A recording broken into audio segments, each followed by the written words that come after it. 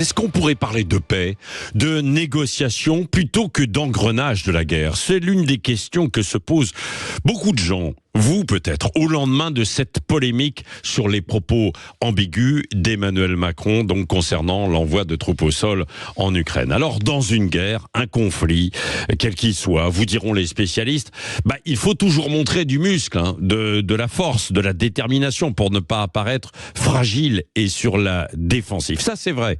Mais pour autant, doit-on sans cesse envisager le pire, lancer de nouveaux débats au risque de provoquer des divisions et donc justement de s'affaiblir face à l'adversaire, quel qu'il soit. C'est exactement ce qui s'est passé avec les déclarations du président Emmanuel Macron. En France, avec les oppositions de tous bords qui se sont précipitées, à l'étranger, chez nos voisins européens, à commencer par notre partenaire allemand et même à l'OTAN.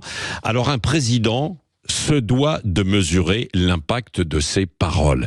Il n'a pas dit explicitement qu'il fallait envoyer des troupes, c'est vrai, il s'en est heureusement bien gardé, mais il devait s'attendre, en répondant aux journalistes, qu'il allait s'exposer. Qu'est-ce que ça signifie ? Mais qu'est-ce que ça veut dire?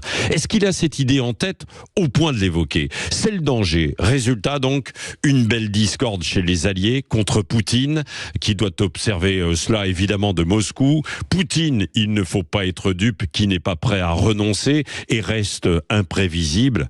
Imprévisible, aussi imprévisible qu'il pouvait l'être d'ailleurs il y a 2 ans. On se rappelle d'ailleurs au passage que la plupart de nos dirigeants ne croyaient pas à cette attaque contre l'Ukraine, y compris chez ceux qui critiquent aujourd'hui le président. Marine Le Pen, Éric Zemmour ou encore Jean-Luc Mélenchon, pour ne citer que les anciens opposants qui étaient en campagne.